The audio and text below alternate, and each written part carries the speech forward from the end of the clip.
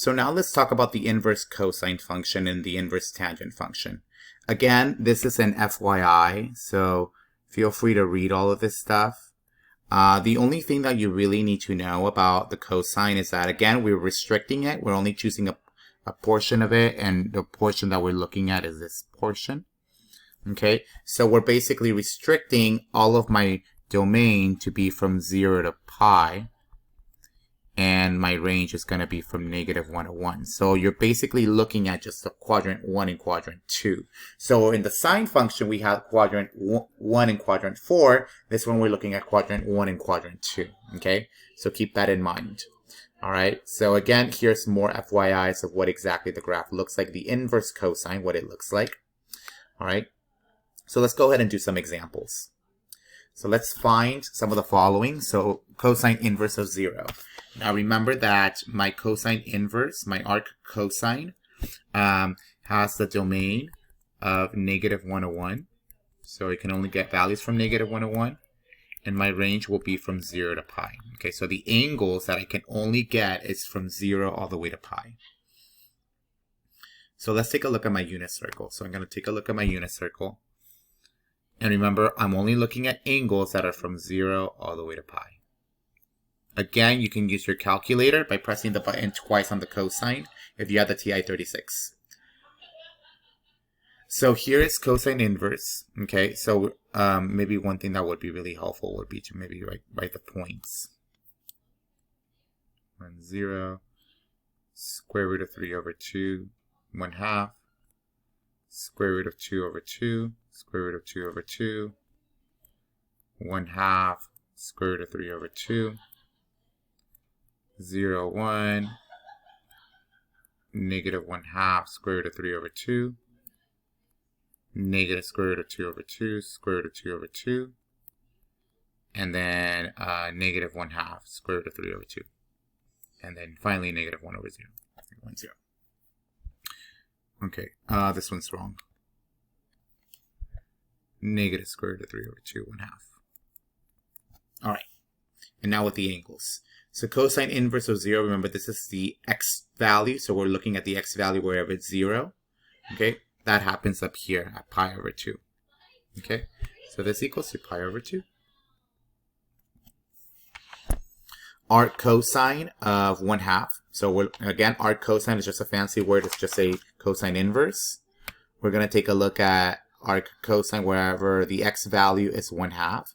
So our x value is 1/2 right here. That corresponds with pi over 3. So this guy is equal to pi over 3. Now we have the arc cosine of, and then the cosine of 5 pi over 4. Unfortunately, 5 pi over 4 is not within this restriction, right? So this only goes up all the way up to 2 pi. So what are we going to do instead? So because 5 pi over 4 is way down here. So first, let's go ahead and take the cosine of 5 pi over 4. So we got arc cosine. So what would be the cosine of 5 pi over 4? Well, 5 pi over 4 in this case would be, so at this direction, if I were to go this way, this is 5 pi over 4. And this one corresponds with negative square root of 2 over 2, negative square root of 2 over 2. So this is going to be a negative square root of 2 over 2. And now we're going to look at the arc cosine. So now we're back to the green region. And we're going to take a look at and say, okay, so where exactly is the negative square root of 2 over 2, the x value? So that's going to be here. That corresponds with 3 pi over 4.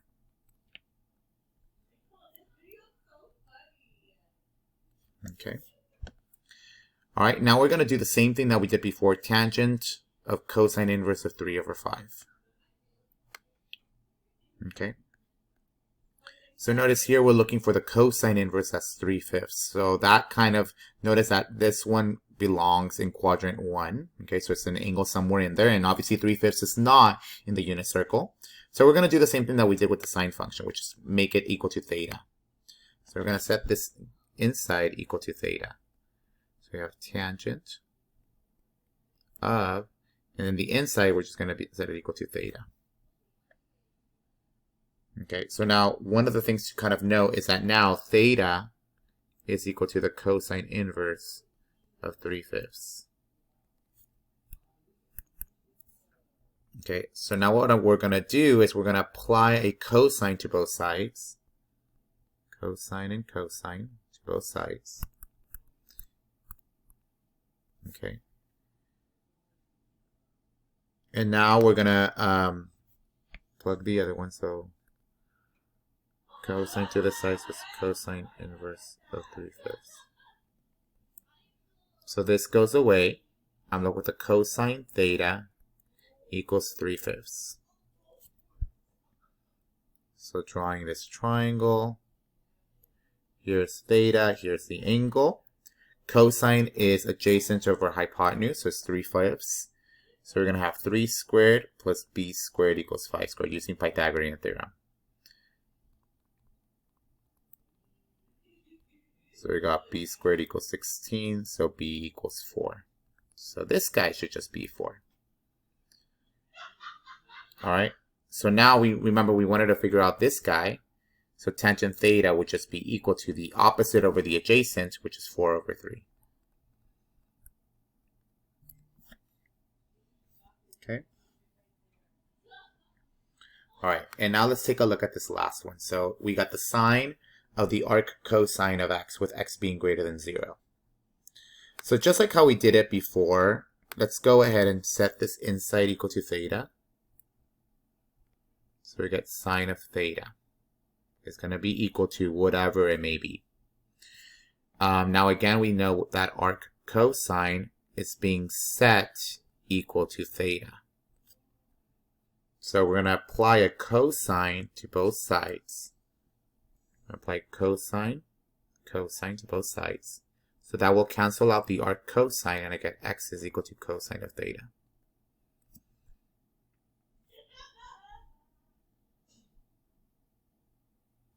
So here is my 90-degree angle. Here's theta. I can rewrite cosine theta as x over 1. So that's going to be the adjacent over the hypotenuse. So now let's use Pythagorean Theorem. So we got x squared plus b squared equals 1 squared. So b squared equals 1 minus x squared. Take the square root. B equals square root of 1 minus x squared.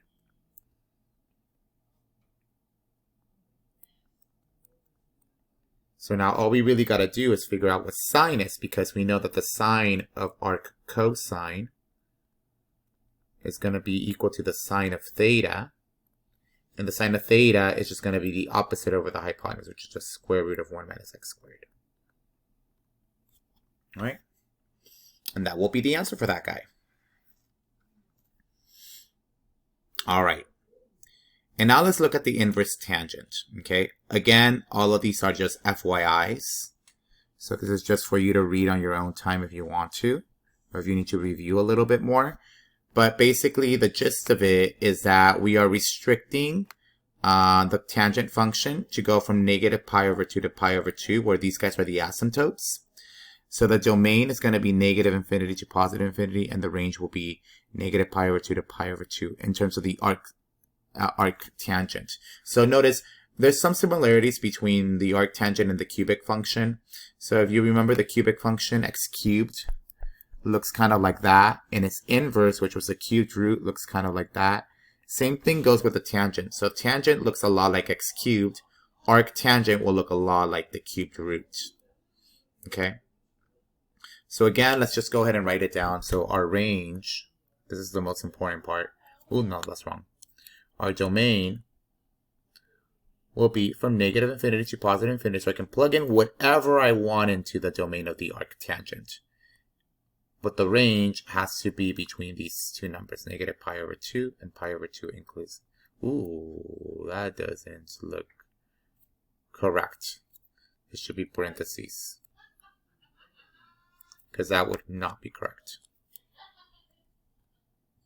Because there's asymptotes right there. Okay. All right. So now let's do some examples. Okay. And here is where it gets a little tricky, because one thing that I feel would be really useful for you to do is to maybe make arctangent. So especially from negative pi over 2 to pi over 2. one of the things that would be really useful for you to do is, in addition to having these points, square root of 3 over 2, 1/2, square root of 2 over 2, square root of 2 over 2, and then 1/2 square root of 3 over 2, is also be able to find the tangent, because the tangent is not given to you here. Remember, the tangent is going to be the y over the x. So in this case, you're going to have square root of 3 over 3 when you divide it. This guy, you're going to get 1, and for the other one, you're going to get square root of 3. So something that you can probably try to do is you can also fill in the unit circle. You can print out the unit circle. You can also add in the angles for the tangent curves, okay? So now let's take a look at this guy. So we want to look at the arctangent of negative square root of 3 over 3. Notice that it's not in quadrant 1. That means it has to be in quadrant 4. But because I'm going counterclockwise, I have to look at all the negative values. So here's positive square root of 3 over 3. That happens at pi over 6. So the negative side will be at negative pi over 6. So this guy's going to be equal to negative pi over 6. And now finally, let's do the cosine of the tangent inverse of 2. Alright, so that's just going to be equal to, so kind of the same thing that we did before. Let's set this equal to theta. So what we're looking for is the cosine of theta. Now I know that theta is equal to tangent inverse of 2. Can I get rid of that tangent? So I'm going to multiply both sides by tan. This will cancel it out because it's still within the domain. Tangent of theta is equal to 2, or 2 over 1. So now let's draw our triangle. Here's theta, here's a 90-degree angle. Tangent is opposite over adjacent. Let's figure out the third angle. So it's going to be 1 squared plus 2 squared equals c squared. This is 1 plus 4, which gives me 5. So c equals square root of 5. So in other words, the cosine of the tangent inverse of 2 is basically equal to the cosine of theta. And the cosine of theta will be the adjacent over the hypotenuse, which will be just 1 over square root of 5. And if you wanted to rationalize it, this will be square root of 5 over 5. Okay, so you can do one or the other. Now, one last thing just before we end this video. There are inverse functions that